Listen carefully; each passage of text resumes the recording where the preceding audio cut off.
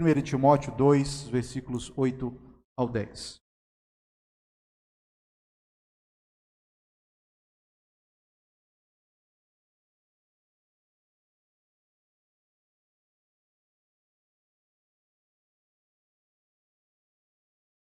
Assim nos fala a palavra do nosso Deus na 1 Timóteo, capítulo 2, os versículos 8 ao 10. Quero, portanto, que os varões orem em todo lugar, levantando mãos santas, sem ira e sem animosidade.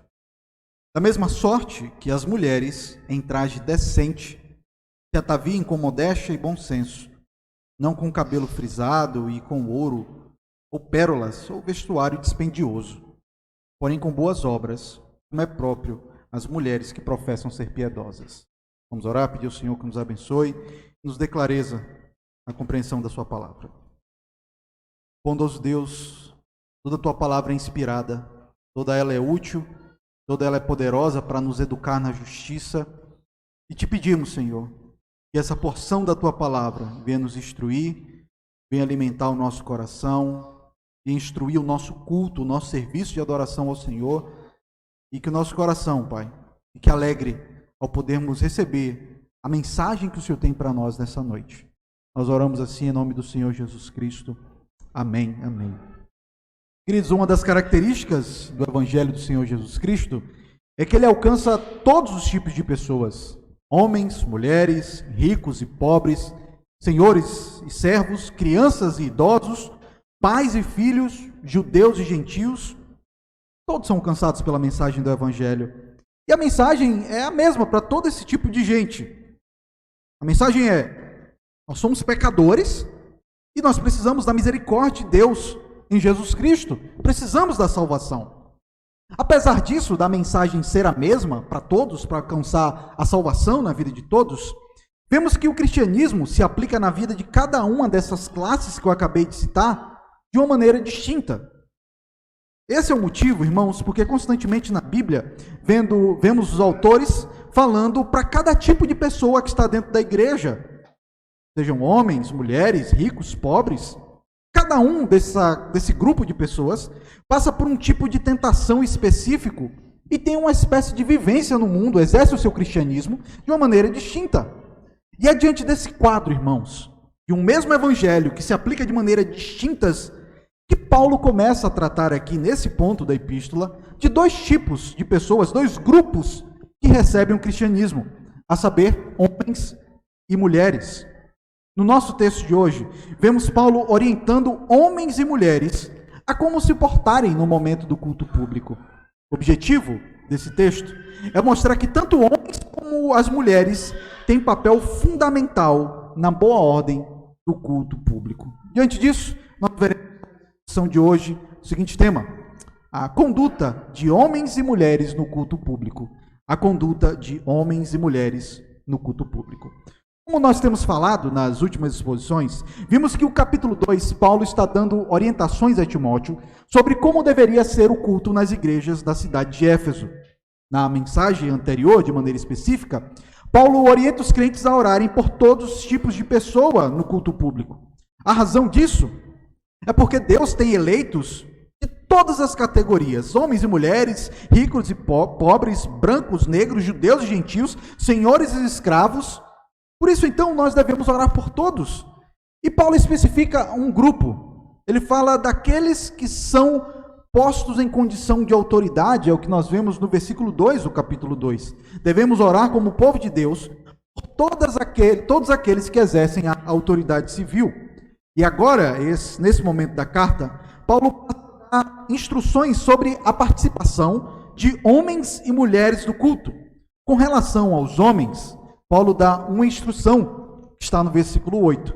Já quanto às mulheres, ele dá duas instruções. A primeira, nos versículos 9 e 10, Paulo orienta como elas devem se vestir. E, dos versículos 11 a 15, Paulo dá a segunda orientação, onde ele mostra como que as mulheres devem se comportar em relação ao ensino na igreja. Hoje nós veremos a orientação que Paulo dá para os homens e a primeira orientação que ele dá para as mulheres. Eu creio que a segunda orientação que ele dá para as mulheres precisaremos tratar com muito cuidado, Sabe, um campo cirúrgico, você precisa limpar bem o terreno para poder tratar a respeito do assunto, que há muita má interpretação a respeito dele. Hoje nós iremos nos deter na primeira orientação e na primeira orientação para as mulheres. Diante disso, o texto que nós iremos expor nessa noite pode ser basicamente dividido em duas partes. Primeira parte, lá no versículo 8, onde Paulo orienta como os homens devem orar no culto, e a segunda parte, nos versículos 9 e 10. Paulo orienta como que as mulheres devem se vestir, especialmente no ambiente de culto. Vejamos então a primeira parte do nosso texto, versículo 8, onde Paulo... Versículo 8 diz o seguinte: quero, portanto, que os varões orem em todo lugar, levantando mãos santas, sem ira e sem animosidade. Logo de cara, salta aos nossos olhos, aqui nessa carta, Paulo está dando orientações para diversos grupos dentro da igreja. A partir daqui, Paulo começa a dar uma atenção para cada parte, cada grupo de pessoas da igreja. Paulo fala para homens, Paulo fala para as mulheres, depois ele fala para rapazes, fala para as moças, fala para idosas, fala para ricos, fala para pobres, fala para viúvas, escravos e patrões. Então Paulo vai pegando cada grupo dentro da igreja e vai trazendo aplicações do cristianismo. Isso nos ensina, irmãos, que apesar de sermos irmãos, fomos salvos pela mesma fé, recebemos a mesma mensagem da graça que há em Cristo Jesus, ainda assim é preciso enfatizar determinados ensinos e aplicações aos diferentes grupos que compõem a igreja. O homem aplica o cristianismo de uma forma, a mulher aplica, o rico aplica de forma, e aquele que tem tanta condição também aplica de uma outra forma. É por isso, então, que em momentos como da escola bíblica dominical ou em estudos, nós buscamos dividir as classes ou as aulas de maneira específica para cada grupo da igreja. Temos as crianças, temos adultos, temos jovens, temos mulheres, homens, moças, moços. As tentações de cada um desses grupos é diferente, irmãos. Por isso, então, que nós tivemos ontem, o estudo das moças jovens, as tentações e as lutas de uma moça que está dentro da igreja, na adolescência, na juventude, não é a mesma tentação que uma mulher casada passa. As informações que chegam para uma moça nova é diferente. É por isso que nós, pastores do rebanho de Cristo, não me refiro apenas a mim, mas aos meus colegas presbíteros, devemos olhar para cada grupo da igreja. O apóstolo Paulo orienta os presbíteros de Éfeso, lá em Atos, pastoreai todo o rebanho de Deus. É criança, é idoso, é casado, é solteiro, precisamos pastorear todo o povo de Deus. O culto, por sua vez, é diferente. O culto é a única atividade comunitária onde todo o povo de Deus se encontra para adorar ao Senhor. Aqui nesse ambiente estão crianças e adultos, estão homens e mulheres, está todo tipo de gente aqui. E essa carta, irmãos, seria lida nos cultos da igreja de Éfeso, onde estava toda a igreja reunida. Nós encontramos algumas cartas do apóstolo Paulo, onde ele fala expressamente para filhos: filhos, obedeçam aos seus pais. Pais, não maltratem, não provoquem os seus filhos a ira. Por que Paulo fala para criança e fala para adulto?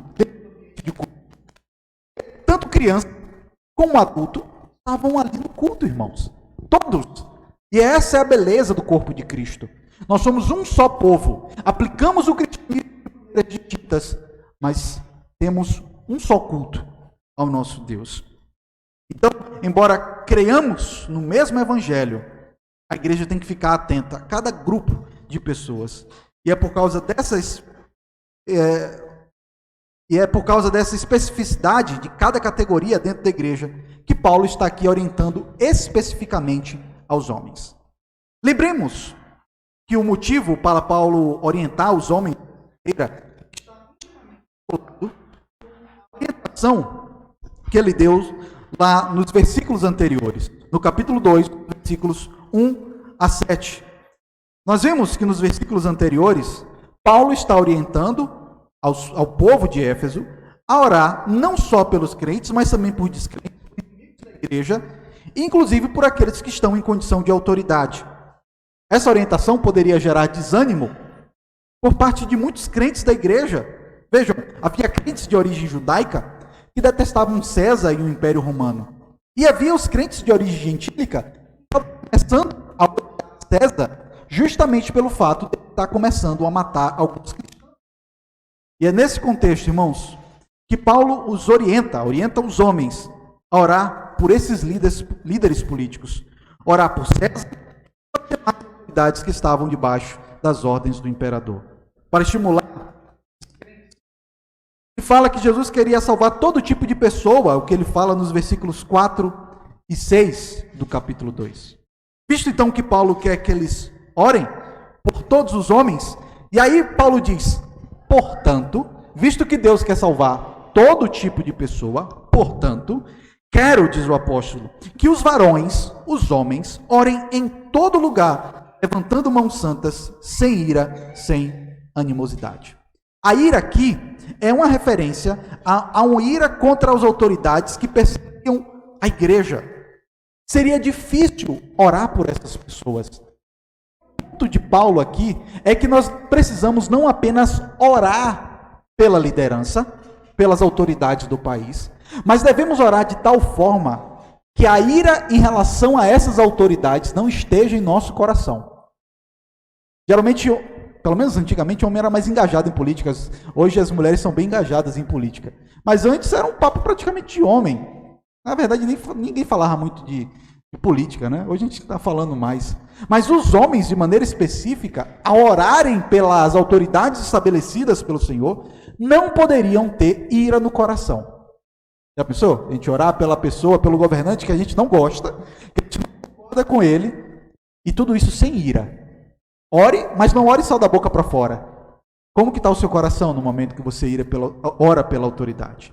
Mas não era apenas sem ira, também sem animosidade ou sem contenda.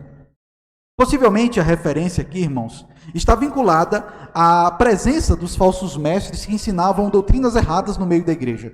A gente sabe que quando um pensa uma coisa e outro pensa outra coisa dentro da igreja, o que acontece? Contenda, briga.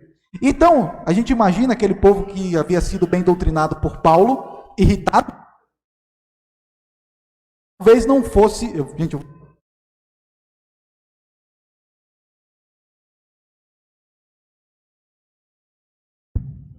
Então não seria estranho, queridos, a presença de brigas, intrigas no meio da igreja, justamente porque tinha gente ensinando doutrina errada. Então Paulo diz, olha, quando forem orar pela liderança, orem sem ira. Olhem pelo presidente, pelo governador, pelo prefeito, sem ira. Nós não podemos ser isso no nosso coração. E também sem animosidade. Sem animosidade no meio da igreja. Sem briga no meio da igreja.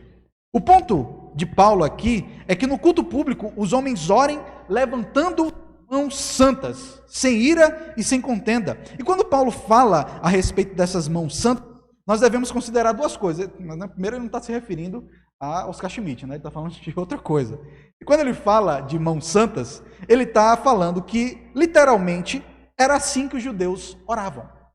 Nós, quando oramos, nós juntamos as nossas mãos, baixamos a nossa cabeça e oramos. É isso? Mas um judeu não orava assim. Um judeu, quando ele orava, ele olhava para cima, levantava as mãos e com os olhos abertos, ele orava ao Senhor.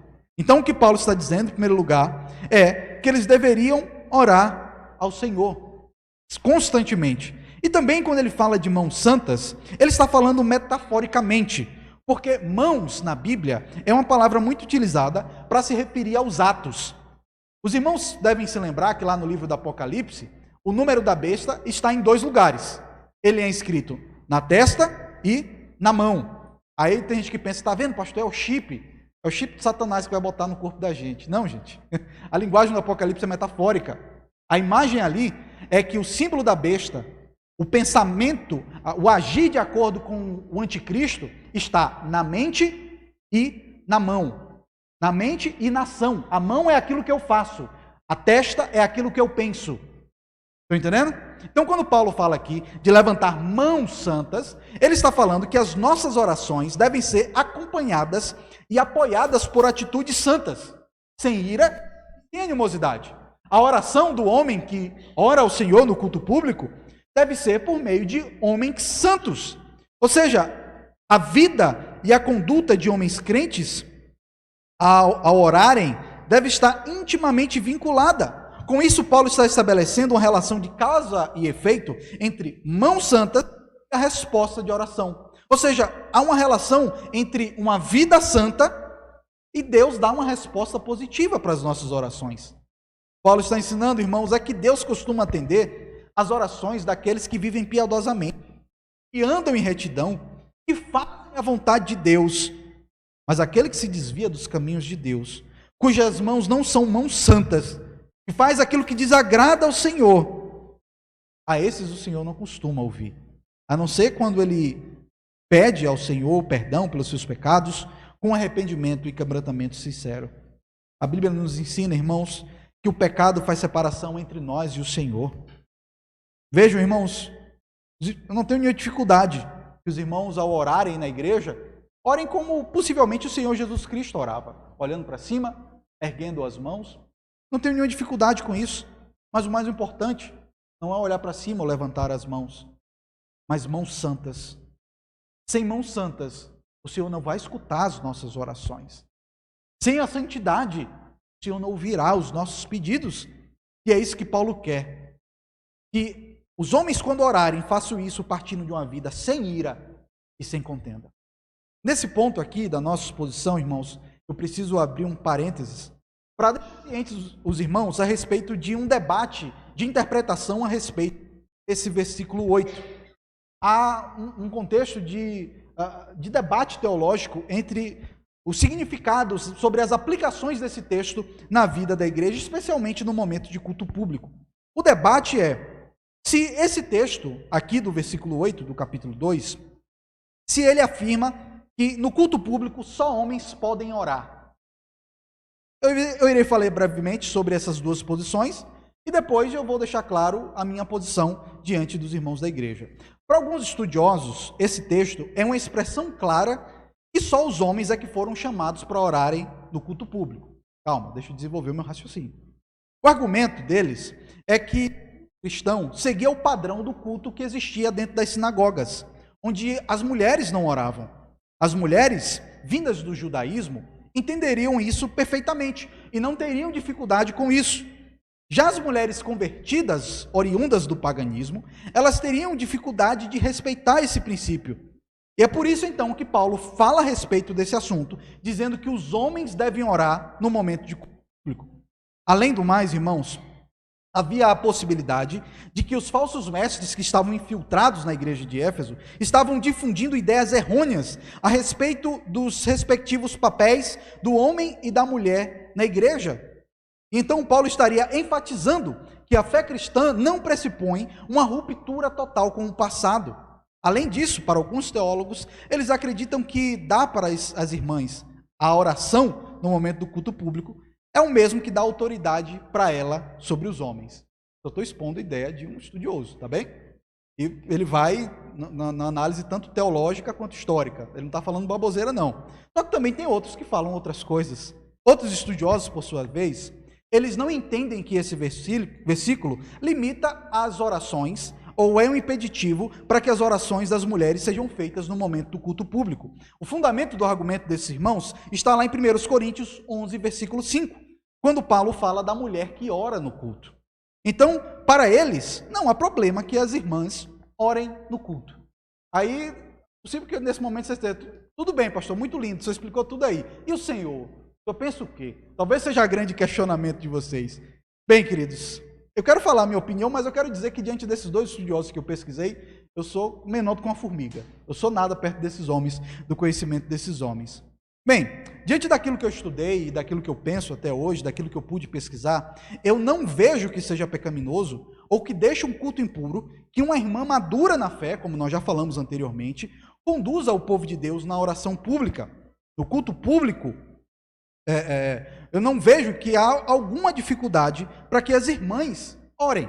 Entretanto, quando eu conduzo a liturgia, eu sei que há uma vocação por parte dos presbíteros, de acordo com Atos 6,4, de que o chamado deles é para ensinar a palavra e orar. Então, os presbíteros têm total liberdade de pedir para que o irmão ore, sem problema algum. Mas eu entendo, quando eu faço a liturgia, que eu tenho irmãos presbíteros que foram chamados para isso. Não é que as irmãs não possam orar. Podem. As irmãs sabem como que eu peço para que vocês orem na reunião de oração, nossos encontros, na EBD. Não tenho dificuldade nenhuma. E não tenho dificuldade que um presbítero peça para que o irmão ore. Mas eu entendo que há irmãos chamados para isso. Orar no meio do povo de Deus. Então, queridos, fiquem tranquilos. Eu só quero que vocês sejam cientes que esse debate não vai ser estranho se vocês ouvirem falar a respeito disso. Algumas igrejas defendem isso de uma maneira bem severa, especialmente na região Nordeste, em que as mulheres, para que os irmãos tenham ideia, há igrejas presbiterianas do Nordeste que a mulher nem pergunta na EBD. Por causa de uma interpretação, eu penso, muito além da conta de textos bíblicos. Mas bem, meu papel aqui não é criticar a igreja dos irmãos. Mas o fato é, Deus chama homens santos para orarem no culto. E isso eles devem fazer em todo lugar. Ou seja, não só no templo, 3 vezes ao dia, ou na sinagoga, no dia de sábado. Eles devem romper com a tradição judaica. Onde o povo de Deus estivesse reunido, um homem deveria ser chamado para orar pelas autoridades, por aqueles que estão desviados, para que então o Senhor, ao ver as mãos santas daquele homem, ouvisse o pedido que está sendo feito ao Senhor. Nos versículos 9 e 10, nós chegamos na segunda parte do nosso texto, onde Paulo começa a dar orientações para as mulheres. Nos versículos 9 e 10, Paulo orienta como que as mulheres devem se vestir, especialmente no ambiente de texto. Da mesma sorte, que as mulheres em traje decente se ataviem com modéstia e bom senso, não com cabeleira frisada e com ouro, ou pérolas, ou vestuário dispendioso, porém com boas obras, como é próprio às mulheres que professam ser piedosas. Com a expressão aqui, irmãos, da mesma sorte, vemos que o versículo 9 está intimamente vinculado com aquilo que ele acabou de falar no versículo 8. Ou seja, da mesma forma que ele quer que os homens levantem mãos santas, sem ira e sem animosidade, sem contenda, para orar em todos os lugares, Paulo também recomenda, orienta as igrejas de Cristo, as mulheres, quando participem do culto, que elas participem com um traje adequado. A possível razão para essa orientação tão direta de Paulo a respeito do vestuário das irmãs é que esse era um problema na igreja de Éfeso.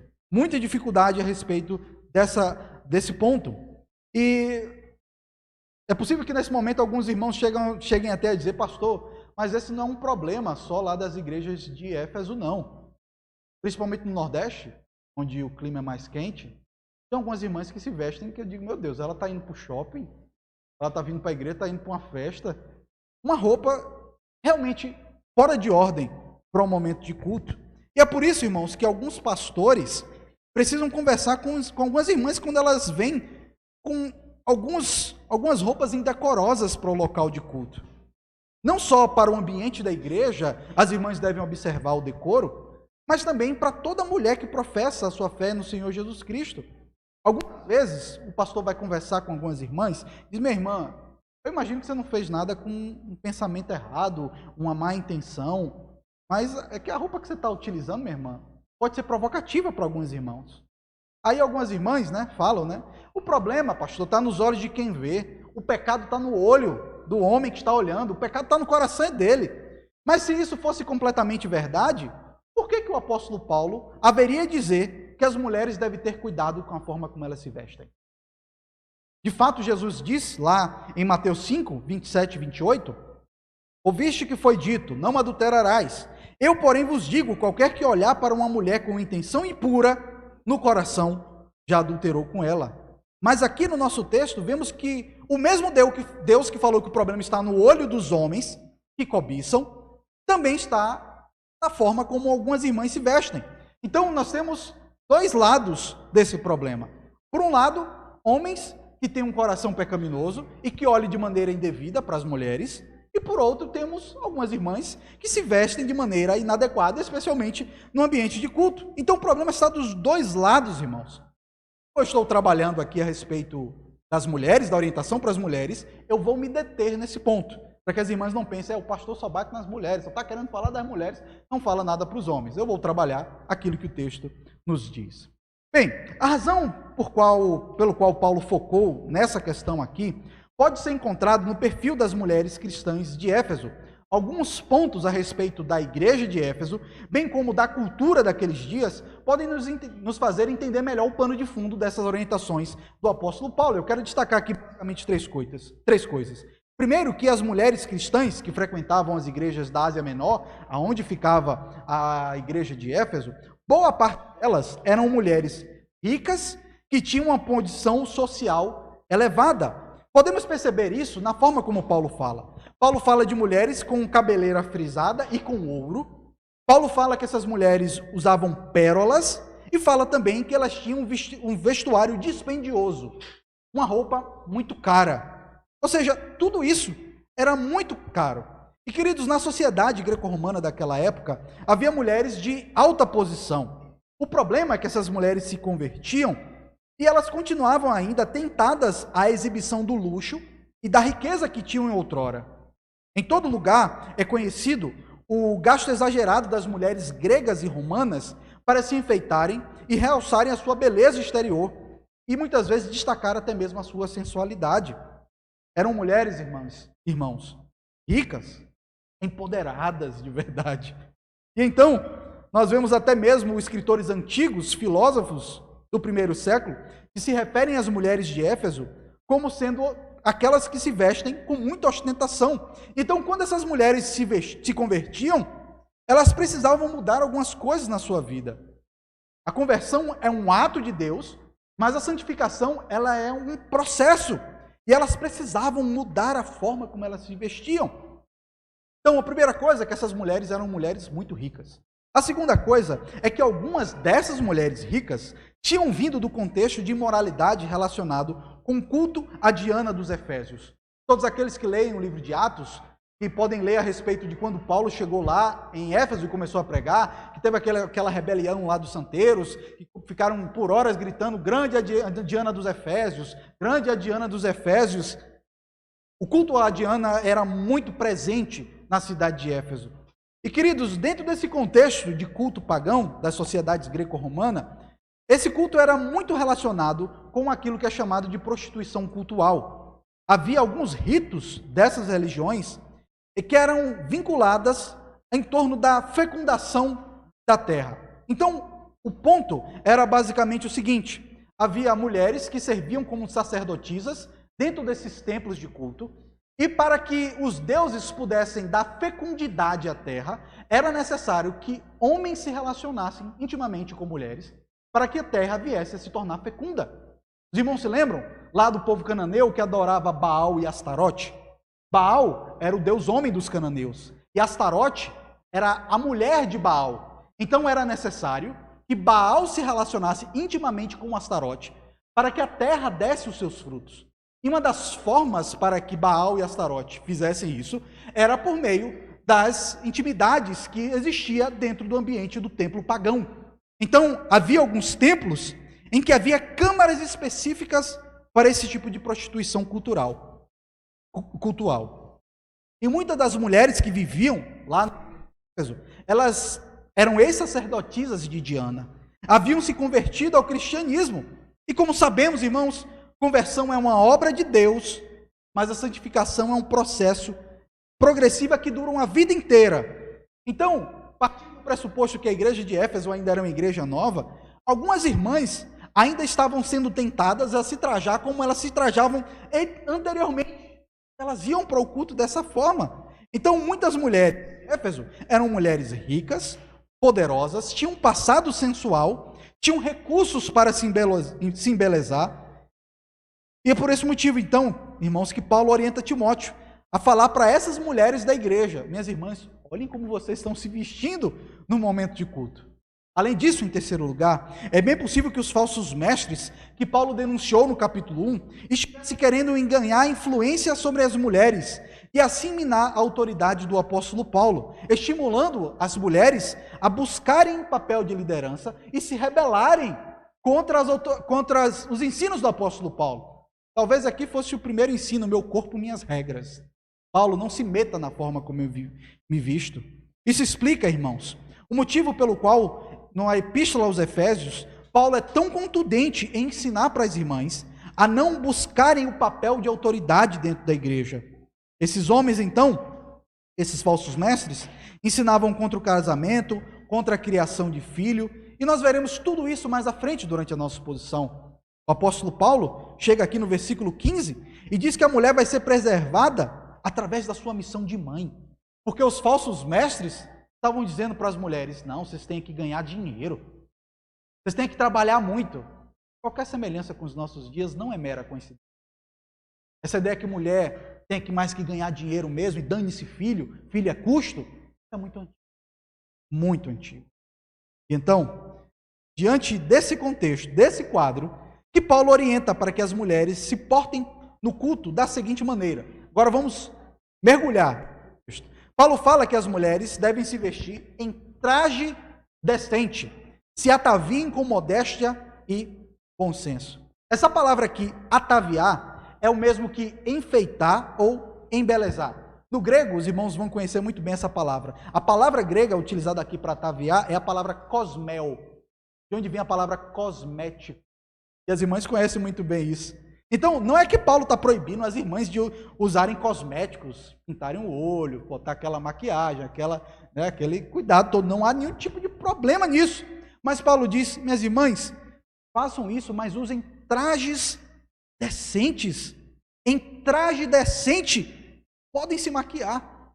Em outros tempos, em algumas denominações, era pecado. Se a mulher passasse um batom, sua irmã estava enrascada. Cortar o cabelo, está fora da igreja. Mas Paulo está dizendo, se ataviem, minhas irmãs, mas faça tudo isso com traje decente. A roupa de vocês tem que ser uma roupa decente. Além disso, elas devem se ataviar com duas coisas, com decência, e decência é um conceito que pode variar de cultura para cultura, né? O que é decente numa cultura? Não é muito em uma cultura. Que é indecoroso em uma cultura não é em outra. Mas há um princípio que pode reger essa nossa interpretação do que Paulo fala de decência, que é o princípio da provocação. Está provocando os homens? Quando você veste a sua roupa, você diz, eu vou botar aqui para todo mundo ver como está meu corpo. Para todo mundo ver que eu estou fazendo academia. Para todo mundo ver que eu perdi 5 quilos. Tomei Ozempic, né, um remédio que está na moda aí, todo mundo usando. Perdi, aí vou mostrar para todo mundo. Meus irmãos, devemos ter decência, cuidado com a forma como nos vestimos. E as irmãs deveriam se ataviar também com modéstia e bom senso. Modéstia é a mesma coisa de descrição, de maneira discreta. E bom senso é um tema que resume boa parte da nossa fé cristã. É uma questão de prudência. Tem gente que quando vai para a igreja, você vê que a pessoa não tem noção nenhuma de onde está indo. Ela está indo para uma festa no sábado à noite, ou ela está indo para a igreja? Você já viu gente assim, que você diz, meu Deus, essa pessoa, ela sabe que ela veio para a igreja, ela está meio perdida, né? E nós temos, irmãos, que ter bom senso para saber como nos vestir, partindo do princípio da cultura em que nós estamos inseridos. Deixe-me dar um exemplo para que isso se torne um pouco mais palpável para os irmãos. Poucos meses antes de eu e Marcela virmos aqui para Mogi Guaçu, nós tivemos um encontro com um casal de missionários na igreja onde eu fui presbítero. Eles eram missionários em países árabes.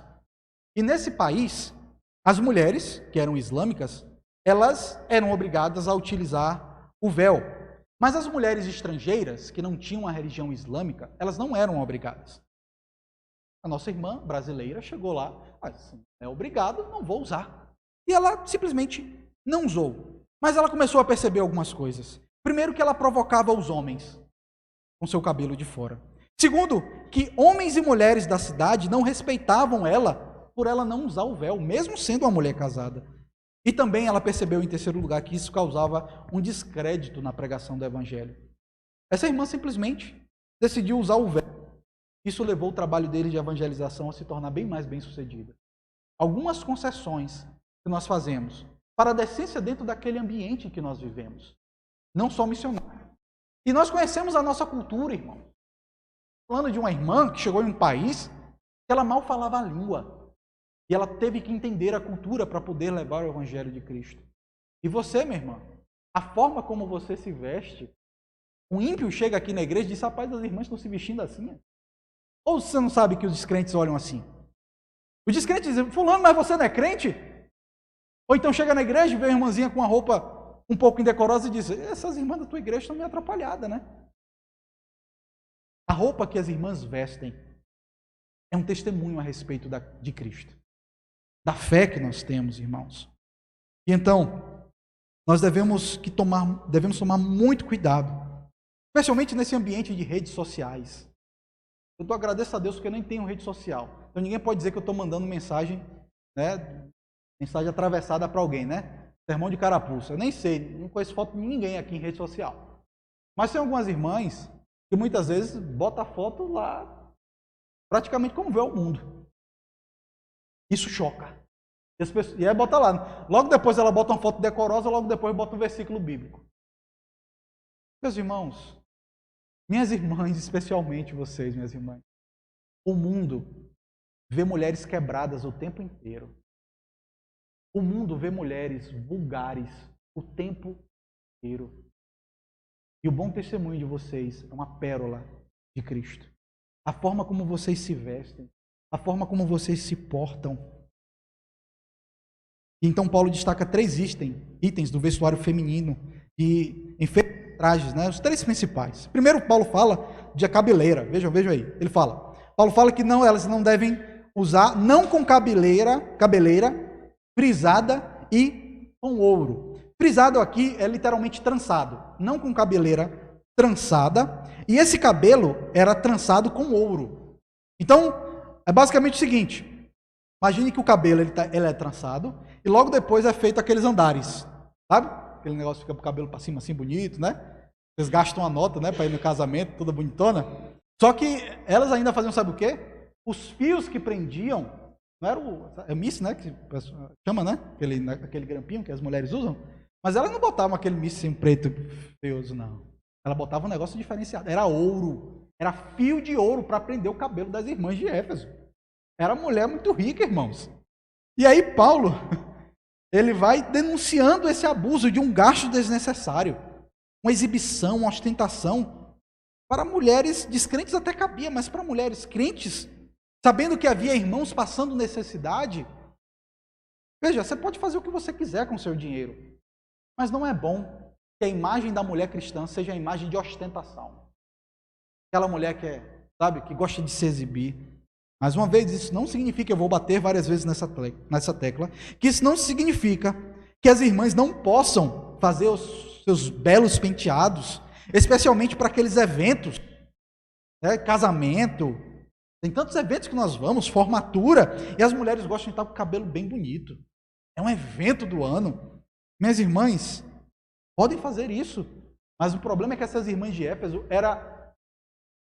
todos os dias elas estavam com o cabelo assim. Era salão quase todo dia. Era o tempo todo. E era fio de ouro no cabelo.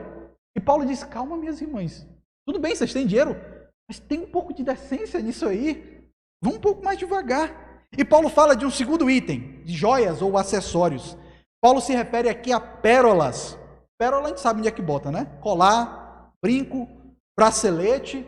As irmãs tinham ouro, tinha pérola. Imagina, era quase um cofre ambulante, né? E Paulo fala, por fim, de roupa. Ele fala de um vestuário dispendioso, tecidos bordados a ouro, com a púrpura importada, coisa rica e fina, irmãos. Essas mulheres de Éfeso iam para o culto assim. Parecia que era um casamento todo domingo. O negócio era diferenciado.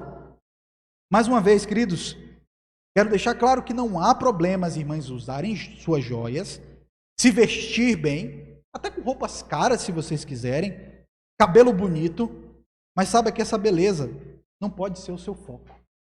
A beleza exterior não é o foco da mulher piedosa. E é o que Paulo fala no versículo 10. Paulo fala que a beleza da mulher cristã não está na roupa dela, mas nas boas obras. Diz assim Paulo, porém, com boas obras, como é próprio das mulheres que professam ser piedosas, ou seja, não com vestuário dispendioso, mas com boas obras, que é próprio de mulheres piedosas. Não é que as mulheres deveriam desvalorizar o fato de estarem bem ataviadas, mas que a serva de Deus se atavia ou se enfeita, acima de tudo, com boas obras. O adorno da mulher crente, irmãos, não é lápis de olho, não é o pó que ela passa no rosto. O adorno da mulher crente, a beleza da mulher crente, são boas obras, diz a palavra. A ênfase que a Bíblia dá para as mulheres é que o foco deve ser muito mais o comportamento, fruto de um interior piedoso, do que a beleza exterior. Boas obras aqui não é só fazer caridade, dar dinheiro para os pobres, mas é uma vida santa e reta, uma vida de serviço à igreja, ter uma vida de oração. É isso que enfeita a mulher crente, irmãos.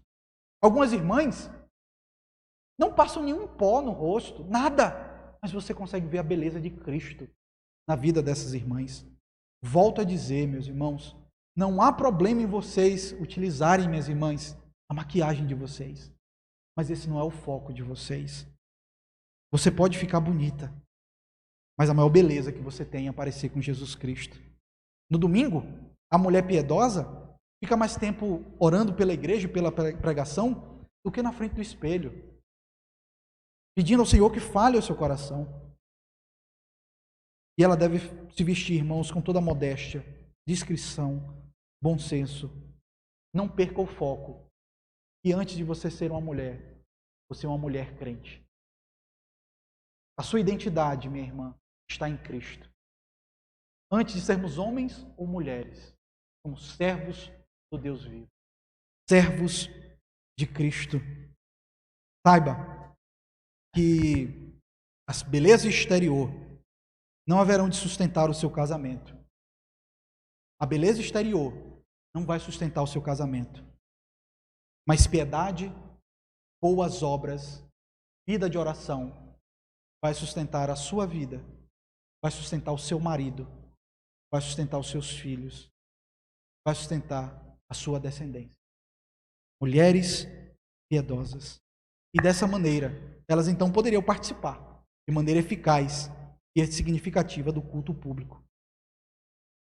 Obviamente, não só no momento de culto público, mas em todos os momentos da sua vida. Bem, queridos, na nossa exposição de hoje, nós vimos que, em primeiro lugar, que apesar de ser o mesmo evangelho para todos, o cristianismo se aplica de maneira particular para homens e para mulheres. Aplicações distintas, o mesmo evangelho, aplicações distintas. Em segundo lugar, vimos que os homens são convocados pelo Senhor a orar sempre com uma vida e emoções santas. E vimos também, em terceiro lugar, que a beleza da mulher cristã não está nas suas roupas, mas na sua piedade. Quais lições práticas, então, que esse texto traz para nós? Como de costume, 4 aplicações para nós. Em primeiro lugar, irmãos, nós devemos ler a Bíblia entendendo como que ela se aplica à nossa condição existencial, a condição que o Senhor nos deu aqui nessa terra. Uma das belezas do Evangelho de Cristo é que ele acolhe todos os tipos de pessoas. Homens, mulheres, ricos, pobres, criança e idoso, todos são orientados a como viverem no Evangelho. De tal forma que um pequenino pode ler a Bíblia e saber como aplicar. Crianças, obedeçam aos seus pais. Filhos, se submetam aos seus pais. Um idoso pode saber como se portar. E a glória do homem são os seus cabelos brancos, diz a palavra do Senhor. Sabedoria que vem da idade. Homens podem ser instruídos a orar em todo lugar. Nosso coração não ser tomado de ira, de ódio. As mulheres saberem como se vestir. Saberem qual é a sua missão principal. É ser mãe. Primeiro, adorar a Deus. E segundo, ser mãe. Só lá para terceiro ou quarto. Ou quinto. Ser uma profissional. Também, queridos, essa verdade se aplica a vocês, crianças. Vocês, filhos da aliança. Vocês são pequenos. Talvez você pensem, é um livro tão grande, tanta coisa, tanta informação. Mas a Bíblia se aplica para a vida de vocês. E quando vocês forem adolescentes, vai se aplicar também. Quando vocês forem homens adultos, trabalhando, a Bíblia vai ter lições para a sua vida. E quando você estiver bem velhinho, a Bíblia vai lhe ensinar como viver de maneira piedosa. O livro de Deus é um livro maravilhoso, queridos. Ele instrui da criança ao idoso. Instrui a pessoas de todas as classes sociais. Se você ficar rico, ela tem algo para te dizer. Se você ficar pobre, ela tem algo para lhe dizer. É a beleza do Evangelho de Cristo Jesus. Uma mesma mensagem, arrependei-vos e crede no Evangelho, mas diversas aplicações para as nossas vidas. Especialmente para vocês, filhos da aliança. Amem a palavra de Deus. Amem a Bíblia. Ela sempre terá uma mensagem para a vida de vocês. Em segundo lugar, saibamos que a eficácia da oração não está ligada ao espaço geográfico ou na postura física que nós adotamos enquanto oramos, mas na fé e em levantarmos mãos santas. A Bíblia, irmãos, não prescreve uma única postura física para a oração pública. Essa não é uma condição para sermos ouvidos pelo Senhor. O Senhor não vai ouvir mais a sua oração se você ficar ajoelhado. O Senhor não vai ouvir mais a sua oração se você levantar as mãos. Mas uma coisa é fato, que a nossa postura física reflete se de fato temos um coração quebrantado e submisso ao Senhor. Além disso, a Bíblia nos ensina que há um lugar mais apropriado do que outro. Tanto faz você orar aqui na igreja como orar na sua casa, a oração é a mesma. Óbvio que quando você está aqui na igreja, você está com mãos. E você é chamado para orar junto com o povo de Deus. O apóstolo Paulo diz que nós, enquanto crentes, devemos orar em todo lugar. Orar no monte é melhor do que você orar embaixo do monte. Lá em Salvador tem uma avenida, em um bairro que tem um areal, duna, sabe? E é muito comum, lá naquelas as dunas, o povo fica lá orando, ou vai para o monte para orar. A diferença é nenhuma se você orar no pé do monte ou orar em cima do monte. Deus não é surdo, ele não precisa melhorar o sinal. Antigamente a gente fazia isso, né? Sinal de celular era ruim, a gente ia para um lugar alto, né? Subia assim no banco para ver se melhorava o sinal. Deus não precisa disso, não. Ele escuta aquele que está quebrantado e ajoelhado. Como ele escuta também aquele que está num lugar que não tem nem sinal de celular. Deus escutou Jonas no ventre do grande peixe. Deus escuta a oração dos seus santos. Então, aquilo que o Senhor quer de nós, não é que a gente vá lá em Jerusalém, no Muro das Lamentações, bote o pedidinho lá de oração, agora Deus vai me ouvir, porque eu botei o pedido nos Muros das Lamentações. Não, só lamento por você, meu irmão, mas isso não torna a sua oração mais eficaz. O que o Senhor quer de nós são mãos santas. Quando nós orarmos, tem que ser antecedido por uma vida reta, uma vida de amor a Ele, uma vida de devoção a Ele. A oração dos santos, a oração daquele que ama o Senhor, é que ele de fato escuta. Terceira aplicação que eu tenho para nós, especialmente para as nossas irmãs aqui. As mulheres cristãs devem zelar pela maneira como se vestem e se enfeitam, especialmente quando vêm para o culto público. Minha querida, pode vir bonitona, pode botar sua maquiagem, bote seu brinco bonito, sua corrente de ouro, tranquilamente. Aquela roupa nova que você comprou, venha bem bonita. Afinal de contas, você vem para servir o Senhor dos Senhores. Na antiga aliança, os sacerdotes tinham uma roupa bem bonita para poder servir ao Senhor. Por isso que a gente vem bonito mesmo. A gente vem assim, terno e gravata, não é porque... Não, a melhor roupa que eu tenho é essa aqui, irmãos.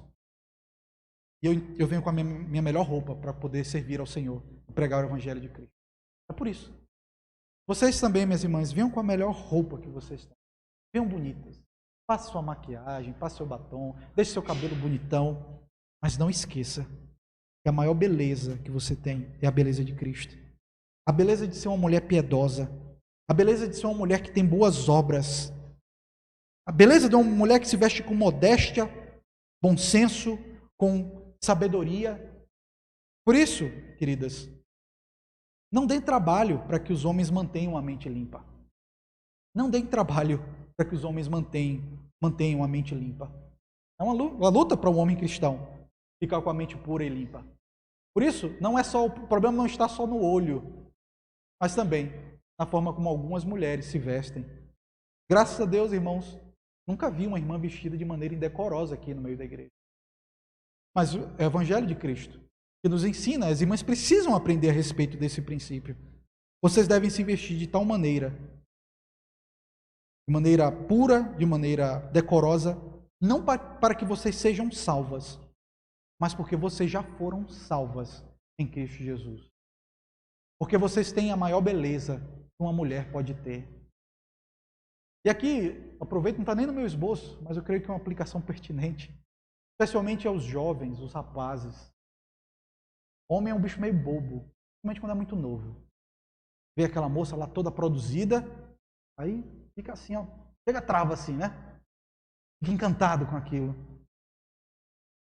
Meus queridos, meus irmãos, mais novos especialmente, a maior beleza que você pode encontrar em uma mulher é a beleza de Cristo.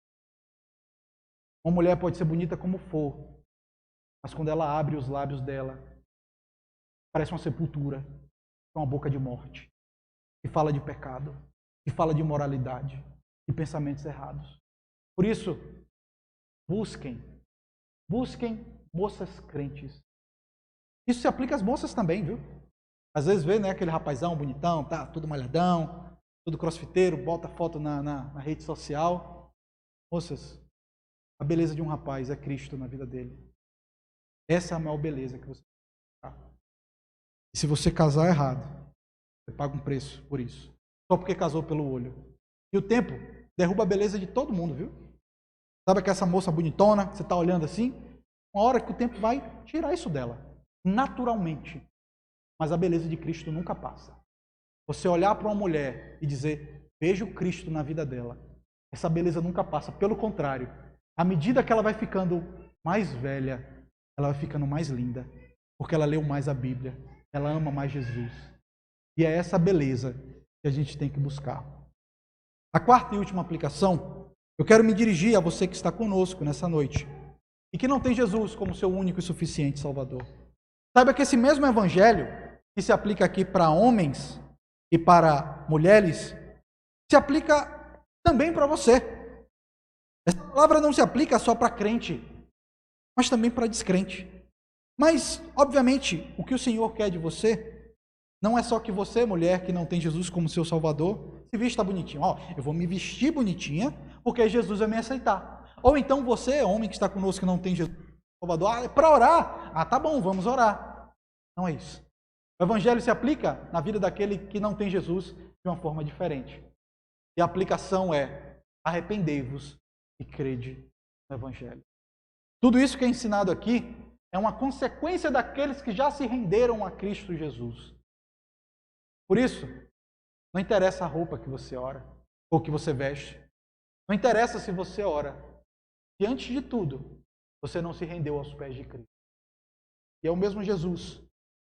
Fala conosco por meio da palavra, que chama todos os homens, todo tipo de gente, homem, mulher, criança, idoso, negro, branco, baiano, mineiro, paulista, todo tipo de gente é recebido por um mesmo evangelho. Arrependei-vos e crede no evangelho. Vamos orar?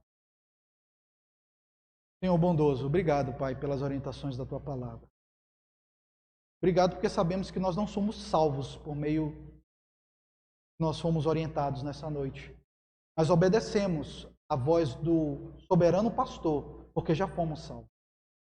Ó Pai, abençoa a nossa igreja, para que as nossas irmãs possam cultivar ainda mais a beleza de Cristo na vida delas, e possamos olhar para as moças novas, possamos olhar para as senhoras, possamos olhar para as mães de família e dizermos, eu vejo Cristo na vida dessa irmã. Ó Pai, abençoa a nossa igreja, nos dá mulheres piedosas, que são o fundamento da sua casa, mulheres que edificam a sua casa, e ao edificarem a sua casa, edificam essa igreja. Ó Pai, a nossa igreja ficará de pé, ou cairá, se tivermos mulheres piedosas. Por isso te pedimos, Senhor, abençoa a vida de cada uma das irmãs, que elas possam te amar cada dia mais. Abençoa também a vida dos irmãos, dos homens, que esses possam ter vida de oração constante. Que eles possam entender o papel deles de orarem em todo lugar com mãos santas. Ó Pai, purifica as nossas mãos, Senhor. Que tantas vezes é manchada com o sangue do pecado, é maculada, Senhor, com a transgressão da lei do Senhor. Não seremos ouvidos, Senhor, se não tivermos uma vida reta. Por isso que nós clamamos a Ti, nos dá uma vida santa, para que tenhamos orações. Pedimos, Senhor, também que o Senhor abençoe a pregação da Tua palavra. Que aqueles que estão aqui nessa noite possam entender a mensagem do Evangelho, a mensagem da graça do Evangelho que há em Cristo Jesus. Nós oramos assim, em nome do nosso Senhor Jesus Cristo. Amém.